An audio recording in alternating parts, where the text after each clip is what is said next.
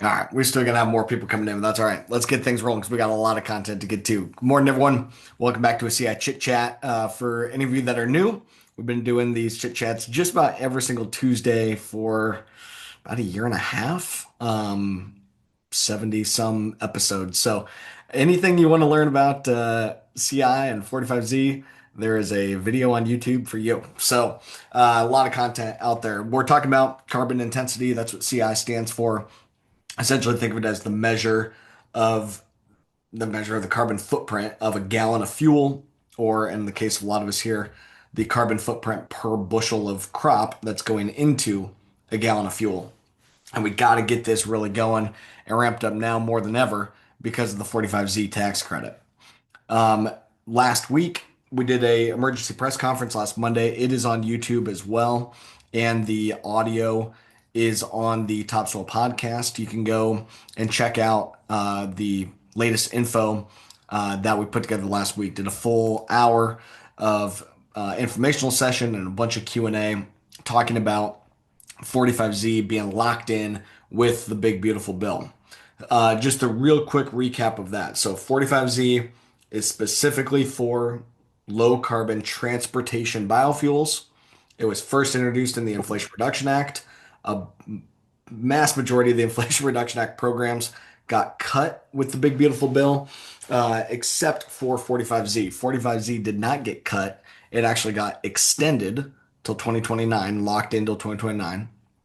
It's restricted to USMCA countries only. So feedstock from US, Canada, Mexico.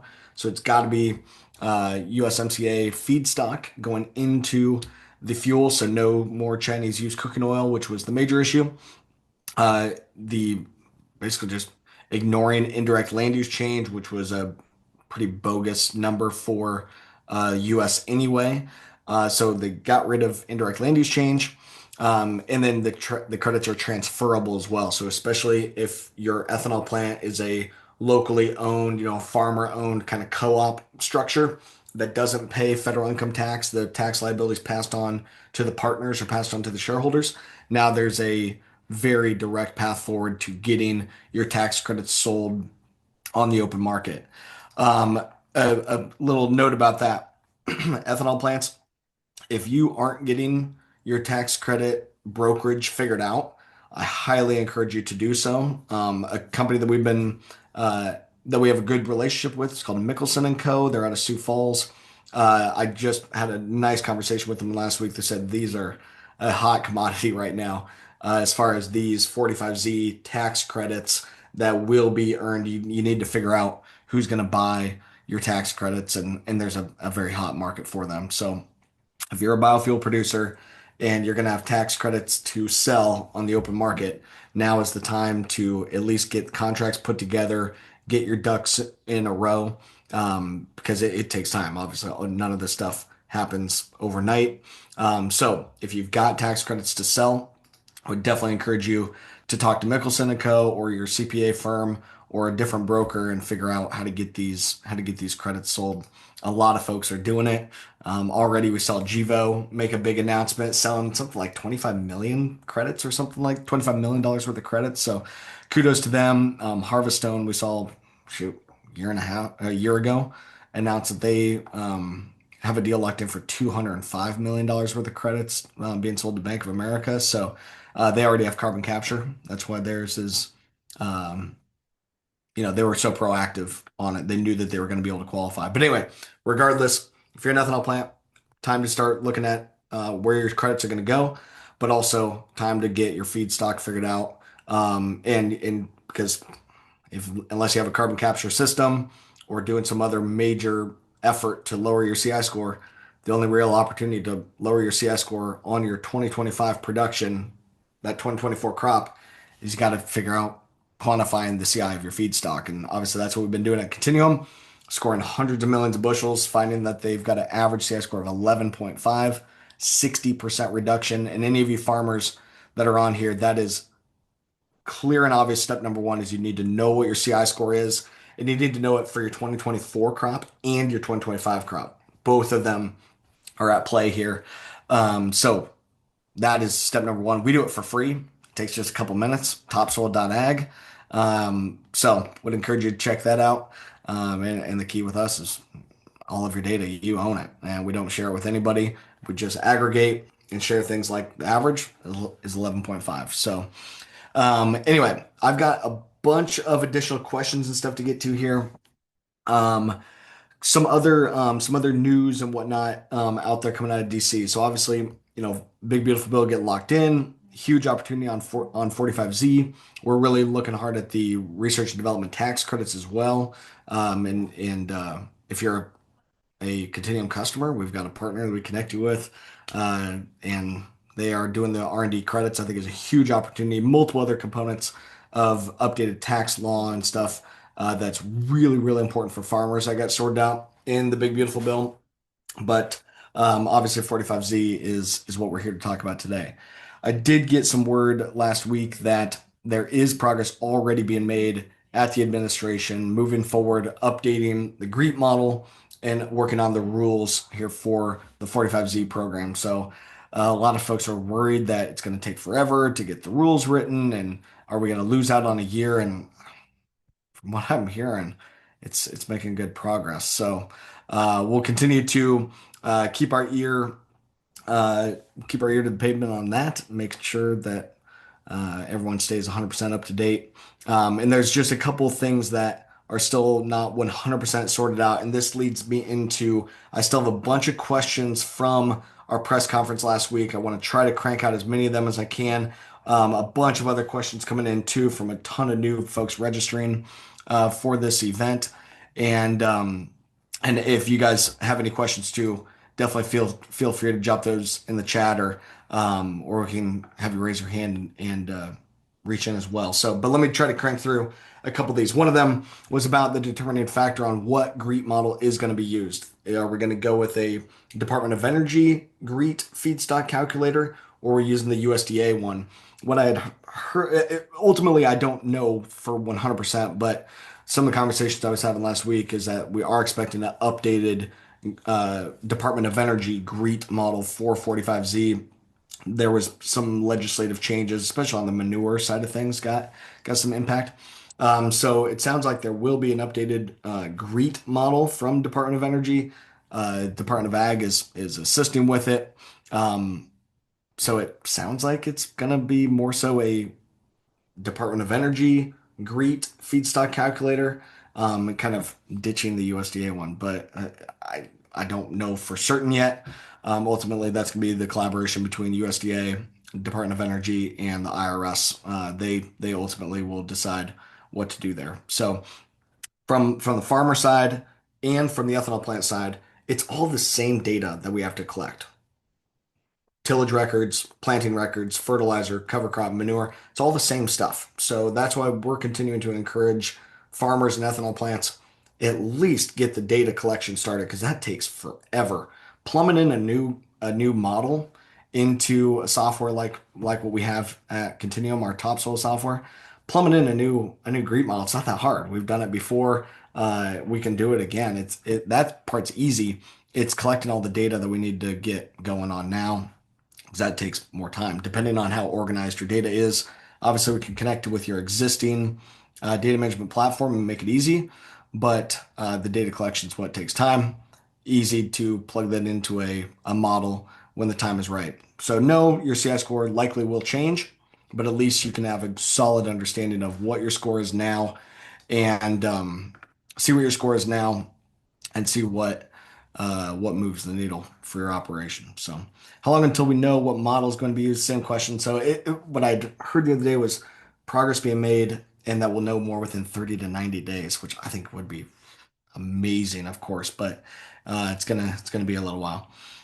Is manure, chicken litter still a factor on CI score? Will it depend on the model and all that? So yeah, that's all depends on the model, right? So we did not get word last week on some of the particulars of the feedstock and particulars of the practices that are going to be included. That's still got to come. But again, like I said, it sounds like progress is already being made and was kind of being made, um, quietly in the background. So very, very encouraging to hear that. I assume that they're going to want to include manure or make some updates on that because there was a provision in the Big Beautiful Bill specifically talking about fuel derived from manure, specifically like digesters and stuff. Think methane and renewable natural gas or biogas coming from digesters. They said that those fuels can have a negative CI score versus ethanol, SAF, biodiesel. The lowest CI score that you can claim for your taxes is a score of 0. So once you max out the full dollar, you're done. But for those manure derived um, biogases, fuels, they can actually go negative. So more to come on that. That's some very, very new stuff. Hearing pushback from livestock producers that this will harm them because of increased feed costs. Is there a way for them to participate? Thoughts on possible increased cost to livestock producers? Absolutely. And I have been beating this drum, especially at sustainability conferences and stuff that I go to, just calling out the food companies and stuff, saying you gotta get, you better get paying attention to this thing because 45Z is going to be very disruptive, I think, to the non-biofuel verticals within the industry. And it really impacts me and my family farm. I'm in Washington County, Iowa, number two pork producing county in the country. So a lot of my corn and soybeans I'm producing here, most of it goes to feed pigs. It doesn't typically go to a biofuel producer. And on average, I think if we have a mass balance 45Z program, it is absolutely going to impact negatively the livestock folks. What I mean by that is if it's mass balance, the data and the crop stay together. Meaning, if you're a farmer like me that has a low CI score, or any of you guys listening here, and if you want to participate in 45Z, you would have to deliver your crop to the ethanol plant and sell your data to the ethanol plant. Now, you could go via a an elevator. So your low carbon crop on your farm goes to the elevator, then the elevator mass balances it and takes it to a biofuel producer. That's fine. Or you can go from your farm direct to a biofuel producer. That's fine as well. But in mass balance, the data and the crop stay linked together. And there's got to be, it's kind of quasi traceability, mass balancing. But what we're pushing for is book and claim, where then you can have the corn and the data be decoupled. So then, like in my case, my corn can go to the local hog producer 6 miles down the road, and my data can be sold into the open market, kind of like a carbon credit. So what we're pushing for there, that book and claim, then my corn and the physical crop can go wherever the physical crop needs to go. Don't disrupt anything with local supply chains. Don't disrupt anything with the just base market dynamics of how crop moves and how things work. But then the data can be sold separately. So even folks that are feeding their own, they may be able to participate under a book and claim system, decoupling those, we call them CI certificates, but decoupling those certificates and uh, being able to sell those separately. But under mass balance, I'm showing if they want to compete against the premium that the ethanol plant could pay, it could drive up that cost. So Rollick, good to have you on, buddy. If you had an opportunity for scope three in livestock, the price to farmers could be better. Yeah. So okay. So what Matt's talking about is my thesis on this whole thing. So um, if it's mass balance, the corn and the data got to stay together, could be disruptive in the short term for these supply chains. But that's going to force the livestock, it's going to force the packers, the animal ag industry, food service, those folks, it's going to force them to have to play ball. And I think it's going to force them to have to figure out their own scope three efforts or their own decarbonization efforts to get creative to be competitive against the subsidized biofuel space. So I think it's going to force the livestock industry to have to figure out how to take a page from that playbook. And I call it the biofuel industry and 45Z setting a precedent, right? So there's a precedent that would be set here about how to quantify on-farm carbon intensity or carbon footprint, how to verify it, how to track it, how to monetize it. And I think eventually the livestock industry has to kind of follow suit and they got to figure that out. And I think long term, all of this brings incredible opportunity for agriculture and for just American ag and biofuels and talking the livestock sector as well, because now we've got a bigger, better story to tell. But I'm talking about in the short term could be very disruptive for the livestock folks if this ends up being mass balance. And I think they're going to have to play ball fast to catch up, especially with the potential dollars that we're talking from 45Z. But it'll happen, and uh, we're pushing on those right folks that I think they'll get there, but it might take a little bit of a shock here at the beginning. But we'll see what happens. We'll see what happens with mass balance or book and claim. So still a little ways down the road. Um, is this making grain for feed more expensive? Are you telling the feed mill to cough up extra 50 cents up front? No, no, definitely not. Again, another question coming in from last week's press conference. No, I don't think the livestock guys should try to cough up more money to pay more, even if it is a mass balance system and a farm like mine may be more incentivized to truck our grain further to the ethanol plant. I'm going to have more cost in that, but I'll be able to likely recoup that, based on the rules coming through the right way. That livestock farmer will still be able to find corn, but they just may have to go a little further away, or yeah, may have to be a little bit more competitive to try to get that crop delivered to them. But we're not changing the amount of crop that is going to biofuel versus going to the livestock sector. It's still only so much crop can go to biofuel. There's still plenty of crop that's out there that can go to livestock. It just maybe from different farms that don't have great CI scores, or just other funky stuff that could be going on. Again, especially in the short term, I really hope the livestock sector utilizes this to tell their story better and capitalize meeting their sustainability goals as well.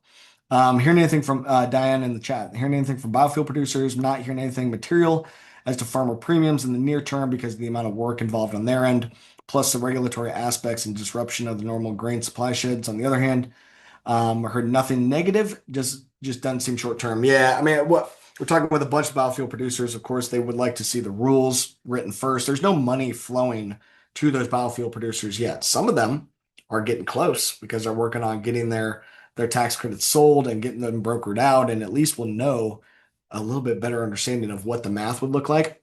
We're also meeting with plants too, helping them to show to them, hey, here is some aggregated data from your state or from your supply shed, and showing them here's the type of CI scores that we're seeing in your area, and helping them to run some estimates and run some calculations about what type of reduction they may be seeing. Again, model may change, but at least we know here's the type of practices and the types of scores that we are seeing in your area on an aggregated, anonymized basis to help these companies start working on what a program could be. There's been some pilot projects going on paying farmers, um, and paying farmers on a per bushel basis, and some of them actually driven by the CI score. But by and large, there's not going to be money moving until we get final rules.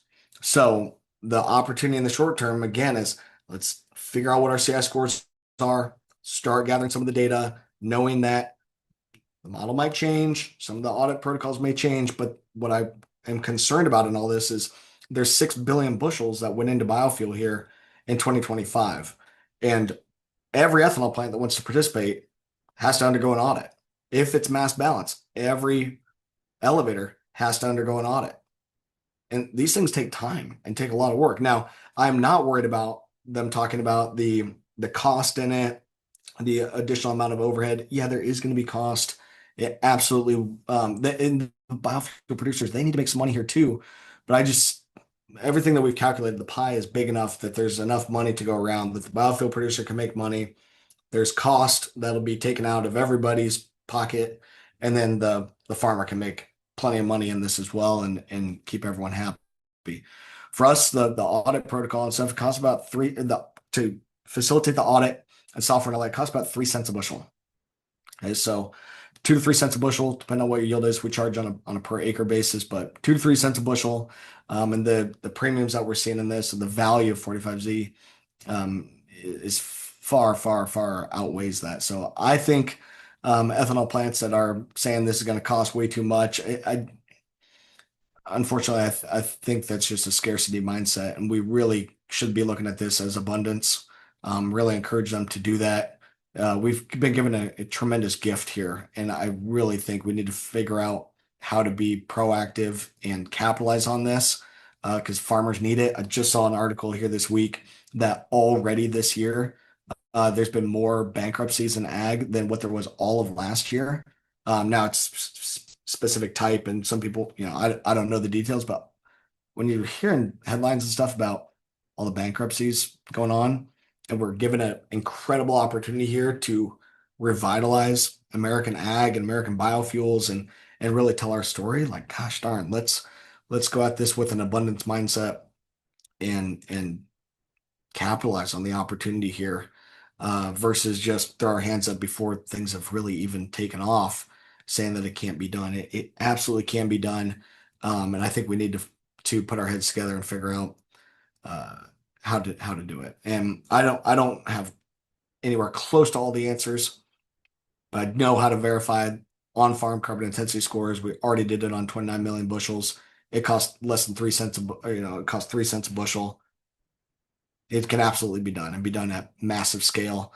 And we want to collaborate with others too to make sure that we don't again I just do not want to squander this opportunity. Happy to chat with any biofuel producers. We're having a lot of those conversations. Happy to chat with any biofuel producer or elevator that's trying to figure this out and share what we have learned. Been working on this for a long time. Was there anything in the bill about the labor requirements for biofuel plants qualified? No, they didn't change any of that. So there still is the requirement for the biofuel producer to maximize the credit. There's still a requirement to do the registered apprenticeship program and prevailing wage. So you still have to do all that stuff. None of that changed.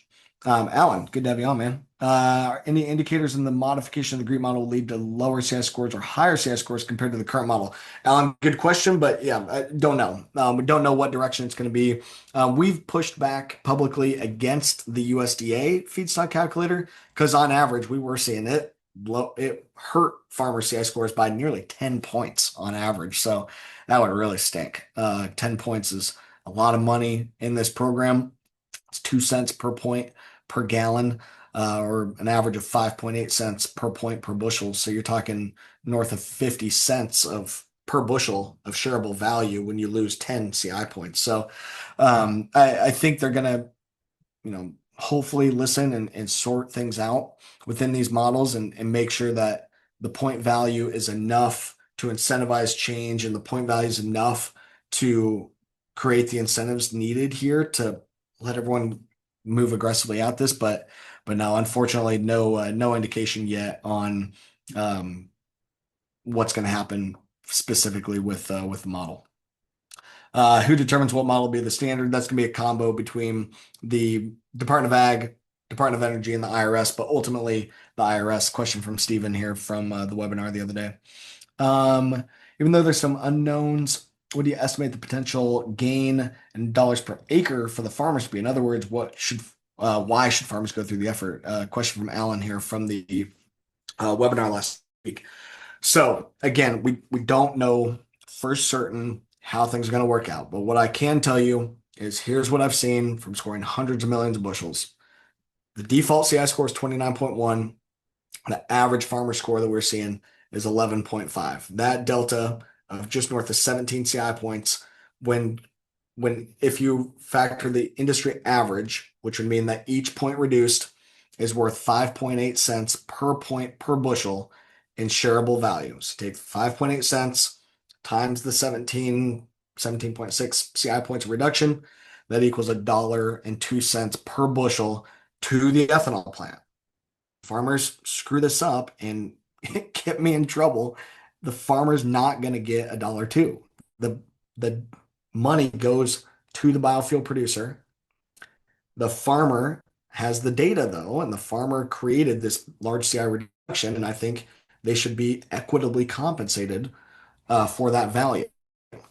And there's plenty of money to go around there. When you look at the average of 300 some million bushels, the average being $1.02, farms like mine with a CI score of 2.6,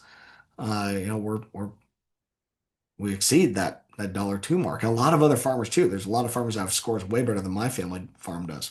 But anyway, so a dollar two, and if you're looking at, even 200 bushel corn, that's $204 an acre. $204 an acre to be shared here, or a dollar two to be shared when the cost of the audits and stuff is 3 cents. Like, and yeah, there's a cost in reselling the tax credits. There's a cost for administering the program. Obviously, there's a cost for the farmers of implementing the practices that go into that score. The biofuel producer needs to make some profit at the end of this, of course, as well. You got to pay a CPA firm to generate the credits, a tax credit broker to help broker the credits.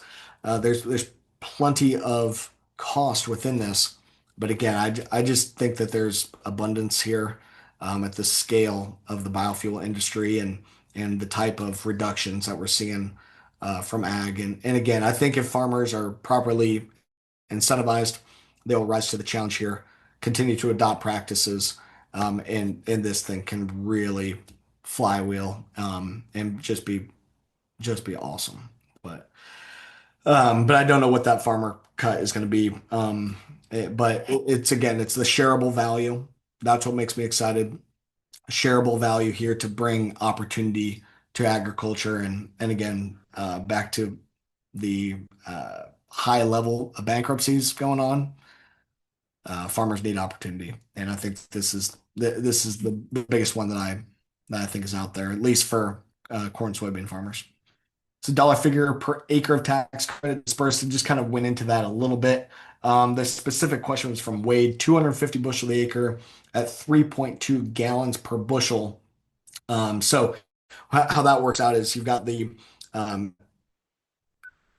at the biofuel producer, they two per point per gallon. Now, there's rounding and stuff that has to happen. I know it. It's not a straight line, 2 cents per point per gallon, but that's how to simplify this. So 2 cents per point per gallon, multiply that by your 3.2 gallons per bushel, which is extremely good. That means that every point that the farmer reduces is worth 6.2 cents per point. So you take the 29.1 for each plant may have their own default score, or a reduced starting point that they're going to go off of. But say 29.1 minus the farmer score times 6.2 cents times your bushels. That's what gives you the shareable value. Again, it goes to the biofuel producer first, and that money can be dispersed from there to the other players out that were involved in making the program happen. All right, I got a couple more questions here. I know we're running out of time. Anyone that does have to drop here, I plan on continuing to do these as long as we need, and we have them set up every Tuesday at 7:45. There's some weeks that we skip out on them, but every Tuesday at 7:45. And happy to take more of your questions. My email is mitchell@continuum.ag as well, if you want to have more conversation. Um, does a low CI score feedstock have to be kept separate if you grow crops on farms or fields that may not qualify? We don't have our own storage, so our grain is stored in commercial storage, marketed to various processors from a farm here. We That's another one where is it going to be mass balanced? Is it going to be book and claim? And then are you going to have to aggregate all of your fields together based on the taxable entity and do a weighted average based on the taxable entity?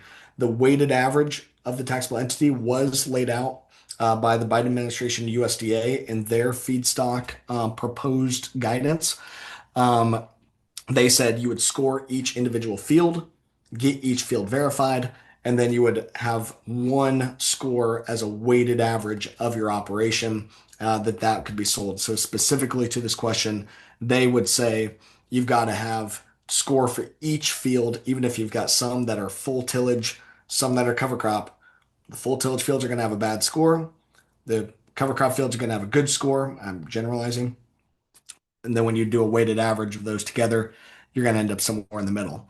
I would like to see there being flexibility here where you could sell specifically certificates from an individual field that has a great score, but we don't fully know yet.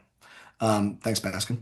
How can livestock producers that feed all of its grain benefit from 45Z? Again, we'd be pushing for book and claim, I think, or be talking with the JBS's, Tysons of the world, saying, "Hey, look at what's going on over here in this biofuel space.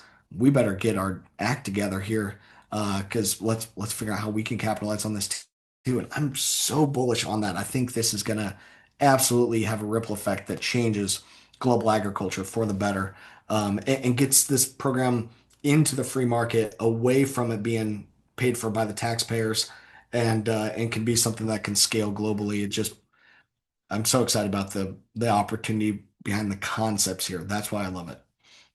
Um, what about farmers selling corn to dairies with a digester? Now, so again, it's we don't know yet if it's book and claim. Corn and data is separate. If it's mass balance, the data and the crop got to stay linked together. If you're paid for cover crops in another carbon program for 2024, can you leave the cover crops out for figuring out your score for 45Z to qualify for 2024 crop? Question from good question.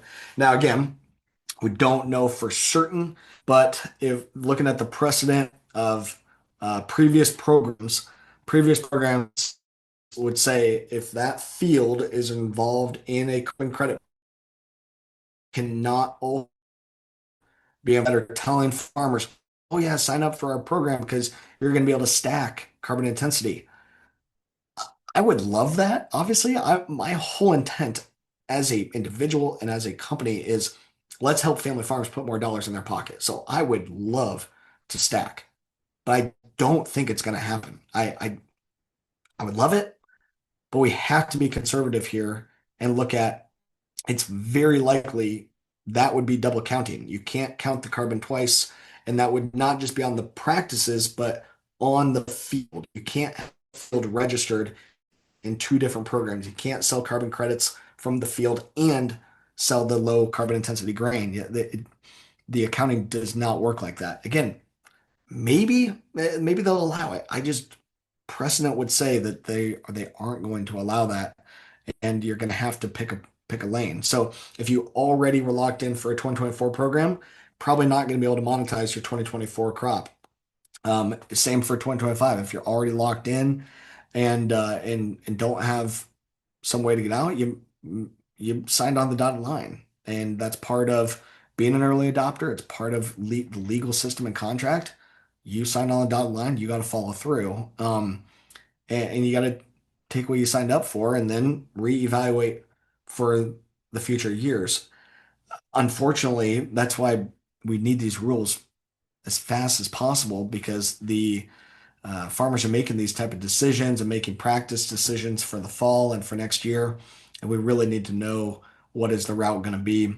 And I think for corn, the route's going to be 45Z. And unfortunately, the money's not moving right now to make that more clear on exactly what to do. But at this point, we have to bank on you can't stack and be in two programs. If you can, if the government says sure you can do it, sweet, game on. I would love that, but we just have to be conservative here. Um, Talking about average value that a farmer can expect on cents per dollar. I've gone through that a couple different times. It all depends on what your practices are. You can get your CI score for free at TopSoil.ag. We've got some conservative calculations in there that again show what the value would be to the biofuel producer. Every producer is going to share a different percentage with their farmers on a case by case basis. So, um, but anyway, and then there's another one about what a JBS feed plant now. This is a biofuel feedstock. This is a biofuel tax credit. So it's biofuel only at this point. Okay, got through all the questions from last week that I wasn't able to get to. I'm happy to take more of y'all's questions as well. I am planning on having a webinar next week, 7 o'clock or 7:45 Central Time next Tuesday. A ton that still has to be sorted out here. But again, in conclusion, we know 45Z is going to happen. We cannot continue to sit on the sidelines and just wait until everything is 100% clear because there's just not going to be the time between that day and tax filing next year. That's the deadline. You gotta you gotta generate the credits. You gotta sell the credits so that that buyer can put them on their tax return as well and submit that to the IRS. There's a whole registration process that the tax credit producer and the buyers have to go through. Like this stuff doesn't just happen overnight. So I think a lot of progress can be made without a bunch of money moving, running CI scores, gathering farmer data, getting things ready for to undergo audits. All of this can happen now.